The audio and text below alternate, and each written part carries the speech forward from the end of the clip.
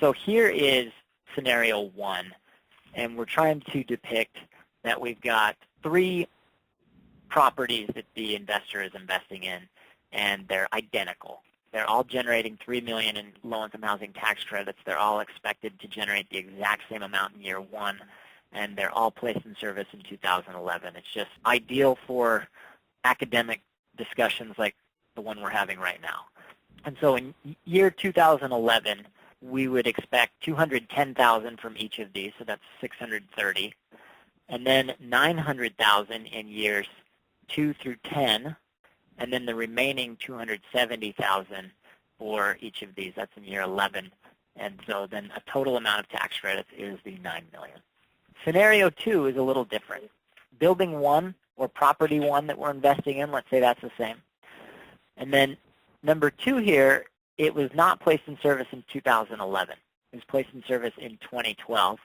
And not only that, so we don't have any credits coming in 2011, but we also missed our 1231 applicable fraction of our new year 1. And so because we fell short, we decided to just go ahead, but we lost a few credits, and we had a third of all of that shortfall getting pushed out to years 11, 12, 13, 14, 15. That's what we have some 15-year credits. The third property is also placed in service in 2012, but they didn't want to have 15-year credits. So there is an option on the Form 8609 to elect to defer year 1 of their credit period by a year. So instead of starting in 2012, they would now have no credits for that property, and then their new year 1 is in 2013. So what that does is, if we lump everything together from 2011 through 2027 now, is year 1 gives us $210,000 in credits, not year 1, I should say 2011. 2012 gives us $426. 2013 is $851. 2014 is $890. 2021 is $680. 2022 is $464. 2023 is $59,000.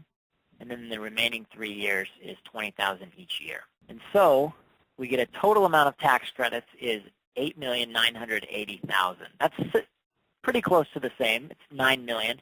But obviously there's a difference here between scenario 1 and scenario 2. If we look at scenario 1, that's how it would have looked. But in scenario 2, we notice, of course, that there were $20,000 lost for missing in year 1, our 1231 applicable fraction target. And then we have $943,000 within 2011 through 2013, fewer credits in scenario 2 than scenario 1. The next few years are a total of $70,000 shorter, and then those two amounts end up showing up later on. In 2021, we've got $410,000 more, and then in 2022 through 26, we have $583,000 more. The present value, we're showing a 7% discount rate of the first scenario. We've calculated that to be $6.2 million. And the present value at the same discount rate in scenario 2 of $5.75 million. So the answer is that the investor can still have the same internal rate of return or yield in both of these scenarios based on how much they're willing to pay and or the timing of their capital contributions.